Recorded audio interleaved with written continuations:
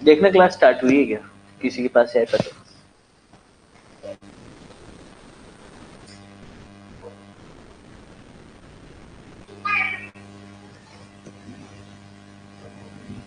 हो गई क्या? आवाज वगैरह सब आ रही है? चेक कर लो एक बार। Chapter number 10 audit and auditors, section number 139 से लेकर 148 तक 10 सेक्शंस का ये चैप्टर है। बहुत इंपॉर्टेंट चैप्टर है ये एग्जाम पॉइंट ऑफ व्यू से भी। चैप्टर नंबर 10 देखो, सीक्वेंस बताई थी मैंने आपको, chapter number 4, chapter number 7, chapter number 9, chapter number 10। One of the most important chapters of companies act, chapter number 10 audit and auditors, section 139 to 148, 10 sections का ये chapter है। सेक्शन 139 है अपॉइंटमेंट ऑफ ऑडिटर्स। पहला section कि कोई भी company के अंदर ऑडिटर जब अपॉइंट किया जाता है तो कैसे किया जाता है, ठीक है? तो पढ़ते हैं इसको। Appointment of auditors at AGM, first AGM and subsequent AGM.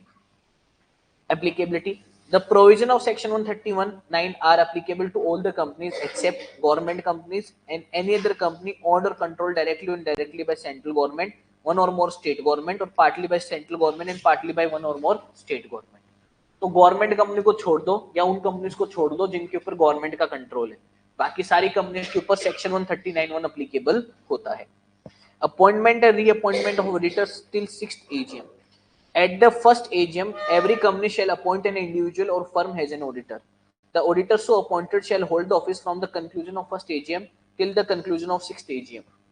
After the first AGM, when an appointment of auditor is made at any AGM, the auditor so appointed shall hold the office till conclusion of 6th AGM, with the AGM wherein such appointment has been made being conducted counted as first AGM, read with Rule 3(7).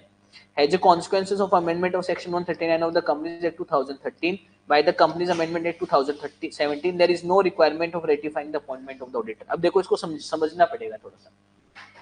Company जिस दिन incorporate होती है ना, तो company के incorporation से लेकर first AGM तक जो ऑडिटर अपॉइंट किया जाता है ना इतने पीरियडिकली, उसकी बात नहीं कर रहा है। वो ऑडिटर तो बोर्ड ऑफ डायरेक्टर्स के द्वारा अपॉइंट किया जाता है, ठीक है? और बोर्ड ऑफ डायरेक्टर्स अगर नहीं कर सकते तो वो मेंबर्स को अपॉइंट करने के लिए बोलते हैं। अपन किसकी बात कर रहे हैं? जिस दिन कंपनी की फर्स्ट एजीएम होगी उस पर जो ऑडिटर अपॉइंट किया जाएगा ना, वो ऑडिटर उस फर्स्ट एजीएम के कंक्लूजन से लेकर 6th एजीएम के कंक्लूजन तक ऑफिस होल्ड करेगा, मतलब 5 सालों के लिए। फर्स्ट एजीएम के कंक्लूजन का मतलब पहला एजीएम खत्म होने के बाद से 6ठा एजीएम खत्म होने तक। नहीं, फर्स्ट एजीएम के खत्म होने के बाद से सेकंड एजीएम तो 1 साल बाद होगी। फर्स्ट एजीएम के खत्म होने के बाद से ऑडिटर हो जाएगा। फिर सेकंड एजीएम पर ऑडिटर रहेगा, थर्ड एजीएम पर ऑडिटर रहेगा 2, फोर्थ एजीएम पर ऑडिटर रहेगा 3, फिफ्थ एजीएम पर ऑडिटर रहेगा 4 और 6th एजीएम पर वो ऑडिटर रहेगा, लेकिन 6th एजीएम खत्म होते ही वो ऑडिटर नहीं रह सकता। तो फर्स्ट एजीएम के कंक्लूजन से लेकर टिल 6th एजीएम तक जो ऑडिटर अपॉइंट किया जाता है वो मेंबर्स के द्वारा अपॉइंट किया जाएगा, ठीक है? उसके बाद भी अगर कंपनी कभी भी ऑडिटर अपॉइंट करती है ना, तो जिस साल के एजीएम पर अपॉइंट करती है उसे फर्स्ट एजीएम मान लो और उससे वापस 5 साल काउंट कर लो, 6th एजीएम तक उसकी अपॉइंटमेंट होगी। क्लियर है? जैसे 6th एजीएम पर अपॉइंट किया है तो ये कब तक होल्ड कर सकता है ऑफिस? ऑब्वियसली 11th एजीएम के कंक्लूजन तक, ठीक है? एक्ट में इसको कैसे लिख रखा है कि इसको आप क्या मान लो? फर्स्ट एजीएम, तो ये क्या हो गई? 6th AGM. बाद में आपने 11th एजीएम पर कोई ऑडिटर अपॉइंट किया है तो वो कब तक होल्ड कर सकता है? 16th AGM. तो इसको क्या मान लो? First AGM. इसको क्या मान लो? 6th AGM. ऐसे लिख रखा है कंपनी। तो कोई भी पहला ऑडिटर जो अपॉइंट होता है फर्स्ट एजीएम के ऊपर, वो 6th एजीएम तक ऑफिस होल्ड करेगा। 5 सालों के लिए ऑडिटर का अपॉइंटमेंट किया जाता है। क्लियर? कंपनीज अमेंडमेंट एक्ट 2017 आने से पहले जितने भी बीच की एजीएम्स आ रही है, सेकंड, थर्ड, फोर्थ और फिफ्थ, उन सब पर ऑडिटर के अपॉइंटमेंट को रेटिफाई किया जाता था। रेटिफाई का मतलब क्या होता है? वापस से मंजूर किया जाता था, मंजूर, ठीक है? लेकिन अब इसकी रिक्वायरमेंट हटा दी गई है। अगर आपने एक बार ऑडिटर अपॉइंट कर लिया एक एजीएम के ऊपर तो उसके 5 सालों तक वो ऑफिस होल्ड करेगा। You do not need to reappoint that auditor at every AGM. Reappointment नहीं, रेक्टिफाई करने की रिक्वायरमेंट नहीं उस ऑडिटर के अपॉइंटमेंट को बार बार। क्लियर? आगे रुको एक बार जरा, अभी तो एक ही पॉइंट बताया है मैंने। एक बार में 5 साल के लिए अपॉइंट हो सकता है। अगर इंडिविजुअल ऑडिटर है तो सिर्फ एक 5 साल की टर्म पूरी कर सकता है। अगर ऑडिट फर्म है तो 5-5 साल की 2 फर्म टर्म पूरी कर सकते हैं, 10 साल तक रह सकते हैं। समझ गए? अब ठीक है, यू गॉट योर आंसर। आगे आएगा वैसे वो, तो अपन उस टाइम पर और पढ़ लेंगे उसको। Manner and procedure of section of auditor rule 3। देखो इसके अंदर अगर आपको कोई भी क्वेरी आती है ना सेक्शन 139(1) में, तो जब तक मैं टॉपिक पूरा नहीं करवा देता ना तब तक कोई क्वेरी मत पूछना, क्योंकि पॉइंट आगे पीछे है। समझ गए क्या? जैसे 5 सालों के लिए ऑडिटर अपॉइंट करते हो आप, तो क्या एक ऑडिटर 5 सालों के लिए अपॉइंट हो सकता है, उसके बाद दूसरे को करना पड़ेगा, या अपन उसको री अपॉइंट कर सकते हैं 5 सालों के बाद? एक ही क्वेश्चन अभी रेज हुआ। ऑडिटर इंडिविजुअल है तो नहीं कर सकते, 5 साल से ज्यादा उसको एक बार ऑडिटर अपॉइंट आप नहीं कर सकते, इंडिविजुअल है तो। और अगर कोई पार्टनरशिप ऑडिट फर्म है या एलएलपी ऑडिट फर्म है तो उसके अंदर आप वापस से उसको 5 सालों के लिए अपॉइंट कर सकते हो। Audit firm can be appointed for 2 consecutive terms of 5 years, but individual auditor can be appointed only for 1 consecutive term of 5 years। ठीक है, ये अभी आगे आएगा तब समझेंगे। The manner and procedure of selection of auditors by the members of the company at any AGM shall be such as may be prescribed। अब कौन से तरीके से आप AGM के लिए ऑडिटर सिलेक्ट करोगे? Rule 3 of the companies audit and auditor rules 2014 prescribe the following procedure. Rule 3 के अंदर वो प्रोसीजर बता रखी है। पहला चीज क्या होगा? The qualification and experience of individual or the firm proposed to be appointed as auditor shall be considered by the board or the audit committee in case the company is required to constitute an audit committee. आगे, while considering the appointment, the board or audit committee shall have the due regard to any order of professional misconduct passed against the proposed auditor and any proceedings of the pending professional misconduct. The board or audit committee may call for such other information from the proposed auditor as it may deem fit. In case the company is not required to constitute the audit committee, the board shall consider and recommend an individual or firm as an auditor to the members in the AGM for appointment. In case the company is required to constitute the audit committee, following procedure shall be adopted। मैं सारे point खाली पढ़ रहा हूँ, अभी समझाया एक भी नहीं है मैंने, एक साथ समझाऊंगा, ठीक है ना सारे point. The audit committee shall recommend the name of an individual or firm as an auditor to the board for consideration. If the board agrees with the recommendation of the audit committee, it shall further recommend such individual or such firm as auditor to the members in the AGM for appointment. If the board disagrees with the recommendations of the audit committee, it shall refer back the recommendation to the audit committee for reconsideration, citing reasons for such disagreement. If the audit committee, after reconsidering the reasons given by the board, decided not to reconsider its original recommendation and the board continues to disagree with the recommendations of the audit committee, the board shall record the reason for disagreement with the committee, send its own recommendations for consideration to members in the AGM। अब देखो यहाँ तक समझा देता हूँ, बहुत ज्यादा हो जाएगा नहीं तो। कोई भी कंपनी के अंदर है ना, दो सिचुएशन होती है, या तो ऑडिट कमेटी अपॉइंट होती है, ऑडिट कमेटी अपॉइंट नहीं होती। जो भी पर्सन कंपनी को प्रपोज्ड ऑडिटर के रूप में दिख रहा है ना, उस पर्सन की क्वालिफिकेशंस, उस पर्सन का एक्सपीरियंस कितना है, ये सब चीजें चेक करने का काम अगर ऑडिट कमेटी है तो ऑडिट कमेटी का होगा, और अगर ऑडिट कमेटी नहीं है तो बोर्ड का होगा। ठीक है, इसके अलावा ऑडिट कमेटी या बोर्ड जो भी है वो किसी भी ऑडिटर को किसी भी पर्सन को प्रपोज्ड ऑडिटर के रूप में कंसीडर करने से पहले ये चीज जरूर चेक करेगी कि उसके खिलाफ कोई प्रोफेशनल मिसकंडक्ट का मामला साबित हुआ है क्या, या कोई प्रोफेशनल मिसकंडक्ट का मामला अभी भी चल रहा है क्या। इन सब चीजों को कंसीडर करने के बाद अगर कंपनी के अंदर ऑडिट कमेटी नहीं है, ऑडिट कमेटी नहीं है, तो उस केस में बोर्ड जो है वो ऑडिटर या ऑडिट फर्म, इंडिविजुअल ऑडिटर या ऑडिट फर्म का नाम रिकमेंड करेगा मेंबर्स को, और उस ऑडिटर या ऑडिट फर्म को अपॉइंट करना है ऑडिटर के रूप में या नहीं करना है, ये मेंबर्स एजीएम के ऊपर डिसाइड करेंगे। अपन एजीएम में पढ़ा था ना ऑर्डिनरी बिजनेस, उसमें एक पॉइंट पढ़ा था ना अपॉइंटमेंट और रीअपॉइंटमेंट ऑफ ऑडिटर्स, याद आया? तो वो ऑडिटर को कौन रिकमेंड करता है मेंबर्स को? बोर्ड। ठीक है, अगर बोर्ड है तो ऑडिट कमेटी नहीं है तो। अब एक सिचुएशन तो बोर्ड वाली पूरी हो गई। दूसरी सिचुएशन ये बोल रहा है कि अगर ऑडिट कमेटी है तो कैसे अपॉइंटमेंट होगा? ऑडिट कमेटी पहले सब चीजों को चेक करने के बाद प्रपोज्ड ऑडिटर की रिकमेंडेशन देगी बोर्ड को। फिर बोर्ड ऑफ डायरेक्टर अगर ऑडिट कमेटी के द्वारा दिए गए रिकमेंडेशन से सेटिस्फाइड है तो बोर्ड ऑफ डायरेक्टर्स वो रिकमेंडेशन आगे कर देंगे मेंबर्स को। ठीक है, ऑडिट कमेटी देगी बोर्ड को, बोर्ड आगे कंसीडर करने के लिए देगी मेंबर्स को। क्लियर। लेकिन ऑडिट कमेटी के द्वारा अगर दिया गया रिकमेंडेशन बोर्ड को सही नहीं लगा तो बोर्ड अपनी रीजंस बताते हुए ऑडिट कमेटी को रिकंसीडर करने के लिए बोलेगा दिए गए ऑप्शंस को। अगर ऑडिट कमेटी डिसएग्री करती है और वो रिकंसीडर करने के बाद भी उसी ऑडिटर को अपॉइंट करना चाहती है तो बोर्ड को वापस से वो सेम रिकमेंडेशन देगी। बोर्ड अब अगर उस ऑडिटर को वापस आगे रिकमेंड नहीं करना चाहता तो बोर्ड अपनी रीजंस देते हुए किसी और पर्सन को खुद रिकमेंड कर सकता है मेंबर को ऑडिटर के रूप में अपॉइंट करने के लिए। यहां तक मैंने पढ़ा है, समझ गए। लास्ट पॉइंट क्या है इसमें, if the audit committee after considering the reasons given by the board decides not to reconsider its original recommendation and the board agrees with the recommendations of the audit committee, the board shall recommend the name of the individual or the firm has recommended by the audit committee to the members in the AGM for appointment। अगर board reconsider करने के लिए बोल रहा है audit committee को और audit committee same recommendation वापस नहीं दे रही, ऑडिट कमेटी ने बोला ठीक है किसी और को देख लेते हैं, बाद में किसी और पर्सन को अपॉइंट करने के लिए ऑडिट कमेटी ने बोला, एक सेकंड रुकना, और वो जो कोई और पर्सन को बोला गया है ना उस पर्सन को अपॉइंट किया जा सकता है अगर बोर्ड को लगता है कि ठीक है दूसरा रिकमेंडेशन, और बोर्ड उसको आगे किसको रिकमेंड कर देगा, मेंबर्स को। ठीक है, एक सेकंड वेट करना खाली। हेलो,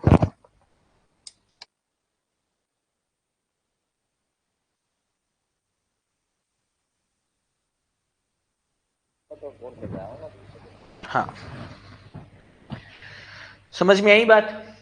अब इसको मैं रिवाइज कर देता हूँ 139 को एक बार, ठीक है ना। सेक्शन 139(1) बोलता है कि अगर कोई भी कंपनी ऑडिटर अपॉइंट करना चाहती है तो वो ऑडिटर आप फर्स्ट एजीएम के कंक्लूजन से 6th एजीएम के कंक्लूजन तक अपॉइंट कर सकते हो। 5 साल का टेन्योर होगा। कंपनीज अमेंडमेंट एक्ट 2017 आने के बाद से कंपनी को बाकी बीच वाली एजीएम्स के ऊपर ऑडिटर की अपॉइंटमेंट को रेटिफाई करने की रिक्वायरमेंट नहीं है। क्लियर। उसके बाद अपन ने पढ़ा कि जो भी ऑडिटर अपॉइंट किया जाता है वो ऑडिटर बोर्ड ऑफ डायरेक्टर्स की रिकमेंडेशन या ऑडिट कमेटी की रिकमेंडेशंस पर मेंबर्स के द्वारा अपॉइंट किया जाता है। उसका प्रोसीजर क्या था, जो भी पर्सन को आप ऑडिटर के रूप में देख रहे हो उसका उसके ना जो एक्सपीरियंस है वो कौन है, उसका स्किल्स क्या क्या है, उसकी नॉलेज क्या क्या है, ये सब चीजें कंसिडर की जाएगी ऑडिट कमेटी या बोर्ड के द्वारा। उसके बाद ऑडिट कमेटी या बोर्ड एक चीज और कंसिडर करेगी कि इनके खिलाफ कोई प्रोफेशनल मिसकंडक्ट का फैसला तो नहीं आया है या कोई प्रोफेशनल मिसकंडक्ट का मामला तो नहीं चल रहा है। ये सब कंसीडर करने के बाद अगर कंपनी में सिर्फ बोर्ड ऑफ डायरेक्टर्स या ऑडिट कमेटी नहीं है तो बोर्ड ऑफ डायरेक्टर्स जो भी प्रपोज्ड ऑडिटर है उसका नाम रिकमेंड कर देती है मेंबर्स को, और मेंबर्स डिसाइड कर सकते हैं उसे ऑडिटर अपॉइंट करना है या नहीं करना है। अगर कंपनी में ऑडिट कमेटी है तो ऑडिट कमेटी सबसे पहले जो भी प्रपोज्ड ऑडिटर होगा उसका नाम रिकमेंड करेगी बोर्ड को। बोर्ड अगर उस नाम से सेटिस्फाइड है तो उसे वो आगे रिकमेंड कर देगा मेंबर्स को। क्लियर। लेकिन अगर बोर्ड डिसएग्री कर रहा है उस पर्सन के नाम से जिसको ऑडिट कमेटी ने रिकमेंड किया है तो बोर्ड नहीं कंसीडर करने के लिए बोल सकता है ऑडिट कमेटी को। अगर ऑडिट कमेटी रिकंसिडर करने के बाद भी उसी सेम पर्सन को रिकमेंड करना चाहती है और बोर्ड अभी भी अनसेटिस्फाइड है उस रिकमेंडेशन से तो बोर्ड फिर किसको अपने खुद के रिकमेंडेशन दे सकता है, मेंबर्स को, रीजंस लिखते हुए कि क्यों बोर्ड ऑडिट कमेटी के द्वारा बताए गए ऑप्शन को कंसीडर नहीं कर रहा। ये रीजंस बताते हुए खुद के कंसीडरेशंस दे सकता है मेंबर्स को। क्लियर। अगर बोर्ड के रिकंसिडर करने के बोलने पर ऑडिट कमेटी रिकंसिडर करती है और सेम रिकमेंडेशन नहीं देकर किसी और का नाम रिकमेंड करती है तो सेम प्रोसीजर, अगर बोर्ड उससे सेटिस्फाइड है तो आगे रिकमेंड कर देगा, अगर सेटिस्फाइड नहीं तो वापस सेम प्रोसीजर घुमा लो। समझ गए क्या। आपने फ्लो चार्ट पढ़ा है क्या कभी जिंदगी में, फ्लो चार्ट पढ़ा है कब, कहाँ, फ्लो चार्ट वो वाला नहीं, कैश फ्लो स्टेटमेंट नहीं बोल रहा मैं, फ्लो चार्ट पढ़ा है क्या। फ्लो चार्ट में क्या होता है, लूपिंग एक चीज होती है। लूपिंग का मतलब समझते हो क्या होता है, एक प्रोसीजर चलती रहती है। जैसे a reminder 2 equals to 0, if yes वो चलती रहेगी, इफ नो प्रिंट, उसको प्रिंट कर दो। आपको जितने भी नंबर्स आ रहे हैं उस नंबर में से जो भी क्या है ओड नंबर्स हैं उनको प्रिंट करना है। तो if a reminder 2 is equal to 0 का मतलब अगर a में 2 का भाग देने के बाद जो भी संख्या बचती है वो 0 है तब तो ये वापस चलता रहेगा, और अगर वो 0 के अलावा कुछ हो रहा है तो उसको अलग छाट लो, प्रिंट में डाल दो उसका, तो ओड नंबर्स प्रिंट हो जाएंगे ना इससे। तो ये फ्लो चार्ट होता है। तो फ्लो चार्ट में क्या होता है, लूपिंग होती है कई बार। लूपिंग का मतलब आप एक ही प्रोसीजर को बार बार घुमा रहे हो, उसे लूपिंग बोलते हैं, लूप बोलते हैं उसको। समझ गए क्या। तो ये लूपिंग है कि अगर बोर्ड ऑफ डायरेक्टर्स को बार बार ऑडिट कमेटी के रिकमेंडेशन से दिक्कत है ना तो वो बार बार रिकंसिडर करने के लिए बोलता रहेगा। तो बाद में अगर ऑडिट कमेटी मना कर दे कि हम तो रिकंसिडर नहीं कर रहे, तो बोर्ड ऑफ डायरेक्टर्स अपने खुद के रिकमेंडेशन दे सकता है, रीजन लिखते हुए कि क्यों ऑडिट कमेटी के रिकमेंडेशन को कंसिडर नहीं किया जा रहा। ठीक है, आगे चलते हैं। क्या पहले ऑडिट कमेटी ने बताया, हाँ बोर्ड ने वापस रिकमेंड के लिए बोला, उसके बाद हाँ अगर ऑडिट कमेटी रिकमेंड करने से मना कर देती है, हाँ ऑडिट कमेटी रिकमेंड करने से मना कर देती है, ऑडिट कमेटी बोलते हैं हमने तो सही दिया है ऑडिटर का नाम, फिर बोर्ड को अगर दिक्कत है तो बोर्ड उस व्यक्ति के नाम को नहीं कंसीडर करते हुए अपने खुद के कंसिडरेशंस दे सकते हैं। अगर ऑडिट कमेटी ने रिकंसिडर करके कोई दूसरे व्यक्ति का नाम दे दिया तो दूसरे व्यक्ति को लेकर बोर्ड ऑफ डायरेक्टर्स एग्री करते हैं नहीं एग्री करते वो वापस देखा जाएगा। ठीक है, आगे चलते हैं। Reappointment of retiring auditor section 139(1)(9) section 139(10). Reappointment of retiring auditor. A retiring auditor may be reappointed at an AGM if he is not disqualified for reappointment, if he has not given the company a notice in writing of his unwillingness to be reappointed, and a special decision has not been passed at AGM appointing some other auditor or providing expressly that he shall not be reappointed. अब देखो अगर company में retiring auditor है, मतलब जो auditor retire हो रहा है, तो उसको रीअपॉइंट किया जा सकता है, लेकिन रीअपॉइंटमेंट 3 केसेस में नहीं हो सकता। या तो वो व्यक्ति अब रीअपॉइंटमेंट के लिए डिस्क्वालिफाइड हो चुका है, जैसे मैंने अभी बताया था कि अगर इंडिविजुअल ऑडिटर को आप अपॉइंट करते हो तो उसे 5 साल के लिए अपॉइंट कर सकते हो, उसके बाद उसको हटाना कंपलसरी है। तो अगर मान लो कंपनी ने किसी इंडिविजुअल ऑडिटर को ऑडिटर अपॉइंट किया था 5 सालों के लिए, 5 साल का पीरियड पूरा हो गया, अब कंपनी अगर रीअपॉइंट उसको करना चाहे तो भी नहीं कर सकती because he is disqualified to be reappointed. तो वो इस वाले पॉइंट में आ जाएगा, समझ गए। लेकिन अगर वो ऑडिट फर्म है तो ऑडिट फर्म को आप एक बार 5 साल के लिए अपॉइंट अगर कर चुके हो तो एक 5 साल की टर्म के लिए और अपॉइंट कर सकते हो। ठीक है, उस केस में 2 कंसेक्यूटिव टर्म्स आप सर्व करवा सकते हो ऑडिट फर्म से। तो कंपनी उसको रीअपॉइंट करना चाहती है, लेकिन ऑडिट फर्म ने खुद ने राइटिंग में लिख कर दे दिया कि हम इस और कंपनी के ऑडिटर के रूप में रीअपॉइंट नहीं होना चाहते, तो वो सेकंड पॉइंट में आएगा। ऑडिटर ने खुद ने मना कर दिया हमें नहीं होना रीअपॉइंट, तो फिर अगर उसको नहीं होना है तो जबरदस्ती तो आप नहीं कर सकते ना, तो फिर नहीं होगा रीअपॉइंट। और तीसरा कब रीअपॉइंट नहीं होगा, जब कंपनी ने special resolution has not been passed at general meeting, has not been passed, हाँ इनमें नहीं होगा, है ना। तो अगर मान लो कंपनी ने रिजोल्यूशन पास कर रखा है कि कंपनी आने वाली एजीएम के ऊपर किसी और व्यक्ति को ऑडिटर अपॉइंट करेगी, तो किसी और को ऑडिटर अपॉइंट करेगी तो पिछला वाला रीअपॉइंट के लिए क्या हो गया, डिस्क्वालिफाइड। या कंपनी ने नाम ही बता दिया कि हम इस व्यक्ति को ऑडिटर के रूप में अपॉइंट करेंगे, तो इसका मतलब पहले वाला ऑडिटर ऑटोमेटिकली क्या हो गया, रीअपॉइंटमेंट के लिए डिस्क्वालिफाइड। तो स्पेशल रिजोल्यूशन पास करके अगर आपने किसी व्यक्ति को ऑलरेडी अपॉइंट कर दिया है या स्पेशल रिजोल्यूशन पास करके पुराना ऑडिटर रीअपॉइंट नहीं होगा, ये आपने ऑलरेडी क्लियर कर दिया है, तो फिर पुराना ऑडिटर रीअपॉइंट के लिए अवेलेबल नहीं होगा। ठीक है, आगे चलते हैं। नो ऑडिटर इज अपॉइंटेड और reappointed at AGM consequences. Where at any AGM no auditor is appointed or reappointed, the existing auditor shall continue to the auditor of the company. Automatically reappoint हो जाएगा अगर auditor reappoint नहीं किया गया तो। ठीक है, अगर मान लो कोई कंपनी का इंडिविजुअल ऑडिटर है, वो 5 साल से सर्व कर रहे हैं, 5 साल के बाद कंपनी को रीअपॉइंट करना था दूसरे ऑडिटर को, वो तो अब ऑडिटर के रूप में डिस्क्वालिफाइड हो चुका है, 5 साल हो गए ना उसको करते हुए, तो कंपनी ऐसा फायदा ले सकती है इस पॉइंट का। जो डिस्क्वालिफाइड हो गया वो कभी भी रीअपॉइंट नहीं हो सकता, कंपनी को करना पड़ेगा, कंपनी नहीं करी तो कंपनी को पेनल्टीज लगेगी फिर, समझ गए क्या। तो इसका मतलब ये नहीं दूसरे पॉइंट का कि सर इसका मतलब ये है क्या, जो इंडिविजुअल ऑडिटर है उसकी 5 साल की टर्म पूरी हो गई, या फिर ऑडिट फर्म है उसकी 10 साल की टर्म पूरी हो गई, फिर कंपनी ने बोला कुछ नहीं करते हैं, कुछ नहीं करेंगे तो ऑटोमेटिकली रीअपॉइंट हो जाएंगे, ऐसा मतलब है क्या इसका, नहीं भाई नहीं। जो डिस्क्वालिफाइड हो गया ना वो अपॉइंट नहीं हो सकता, ना तो रीअपॉइंटमेंट के थ्रू चाहे कंपनी करना चाहे या ऑटोमेटिक रीअपॉइंटमेंट के थ्रू भी वो अपॉइंट नहीं हो सकता। क्लियर है। तो 139(1) और 139(10) और 11 ये 2 चीजें पढ़ ली, 9 और 10 सॉरी 9 एंड 10 ये 2 टॉपिक तो पढ़ लिया। अब आगे देखते हैं क्या है 132 and 4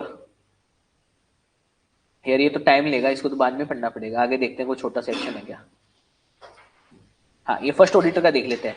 appointment of first auditor section 139(6) and 139(7) बहुत सिंपल सा है। अगर अपन बात करें ऐसी कंपनी की जो कि गवर्नमेंट कंपनी है, या ऐसी कंपनी जो गवर्नमेंट कंपनी के द्वारा कंट्रोल की जा रही है डायरेक्टली इनडायरेक्टली, चाहे सेंट्रल गवर्नमेंट हो चाहे स्टेट गवर्नमेंट हो चाहे उनका कॉम्बिनेशन हो। और अगर कंपनी कोई एनी अदर कंपनी है, एनी अदर कंपनी मतलब गवर्नमेंट कंपनी या गवर्नमेंट कंपनी के द्वारा कंट्रोल की जा रही कंपनी के अलावा, नॉर्मल कंपनी है मतलब ये मान लो, ठीक है। तो पहला ऑडिटर कैसे अपॉइंटेड होता है गवर्नमेंट कंपनी के केस में? देखो, the first auditor shall be appointed by CAG. CAG का नाम सुना है आपने, controller and auditor general of India, who has got the responsibility of auditing the government departments, government book of accounts, government policies and everything. जो भी government related departments, documents, ministries, जो भी documents वगैरह होते हैं ना गवर्नमेंट रिलेटेड, वो सब की ऑडिट करने की जिम्मेदारी किसकी होती है? सीएजी की। With in 60 days of the registration of the company, जो भी गवर्नमेंट कंपनी रजिस्टर्ड हुई है उसके 60 दिन के अंदर अंदर उसका ऑडिटर अपॉइंट करने की जिम्मेदारी किसकी है? सीएजी। आगे देखो, in case CAG does not appoint the first auditor within the said period of 60 days, the board shall appoint the first auditor within next 30 days. अगर CAG पहले 60 दिन में ऑडिटर अपॉइंट नहीं करती तो उस गवर्नमेंट कंपनी का जो भी बोर्ड ऑफ डायरेक्टर्स होंगे वो अगले 30 दिन में ऑडिटर अपॉइंट करेंगे। In case failure of the board to appoint the first auditor within said period of 30 days, the board shall inform the members of the company who shall appoint the first auditor within 60 days at an EGM. EGM के ऊपर करेंगे। अब देखो 60 days ये यहाँ पर हो गया, नेक्स्ट 30 डेज यहाँ पर हो गया। अब यहाँ पर 60 डेज लिख रखा है, ये बताओ नेक्स्ट 60 डेज नहीं लिख रखा, तो 30 दिन इसमें इंक्लूड होंगे या नहीं होंगे? पॉइंट ये है।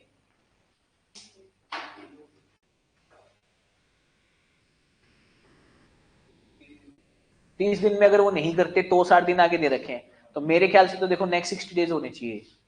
समझ गए क्या? जैसे आपने बोला 60 दिन में अगर वो नहीं करते तो अगले 30 दिन में कौन करेगा? बोर्ड। अगर 30 दिन में बोर्ड नहीं करता तो 60 दिन में कौन करेगा? मेंबर्स। तो ये 60 दिन ऑब्वियसली इसके 30 के बाद होने चाहिए। 30 दिन में नहीं करता तो 60 दिन में करेंगे, 30 दिन में नहीं करता तो 30 दिन में करेंगे, ये लिखा होता तब तो मान लेते अपन कि नेक्स्ट 30 डेज नहीं है, नेक्स्ट 30 डेज है मतलब 30 + 30 60 ही है, तो यहाँ पर 60 दिन अगले होने चाहिए मेरे ख्याल से। तो 60 + 30 + 60 ऐसे है। इसमें कौन करेगा? सीएजी। इसमें कौन करेगा? Board of directors. इसमें कौन करेगा? मेंबर्स। ठीक है, अब अगले पॉइंट पर चलते हैं। अगर मान लो कंपनी नॉर्मल कंपनी है, the first auditor shall be appointed by the board of directors with in 30 days of the registration of the company. If the board of directors fails to appoint first auditor within 30 days of the registration of the company, the board shall inform the members of the company who shall appoint the first auditor within 90 days at any EGM. अब इसमें भी वही बात है, इसमें और उसमें फर्क है क्या कुछ? ये बताओ। हाँ, सीएजी अपॉइंट कर रहा था तो इसमें बोर्ड कर रहा है 30, तो इसमें नेक्स्ट 90 डेज आएंगे, 90 डेज में 30 इंक्लूड है, ये बताओ। नेक्स्ट 90 डेज कैसे पता चला आपको?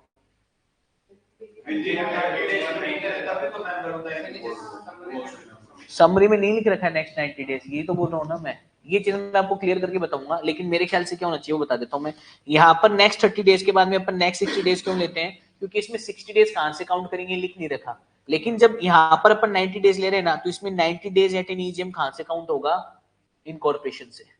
ऊपर वाले में अगर अपन इनकॉर्पोरेशन से 60 दिन देने, 60 दिन तो ऑलरेडी जा चुके हैं, इसलिए वो लॉजिकल नहीं बनता। यहाँ पर नेक्स्ट 60 डेज है, ये मान लो 30 + 60 है, क्लियर है ना? ये 30 डेज कहां से है? इनकॉर्पोरेशन से। ये 90 डेज कहां से है? इनकॉर्पोरेशन से। समझ गए क्या?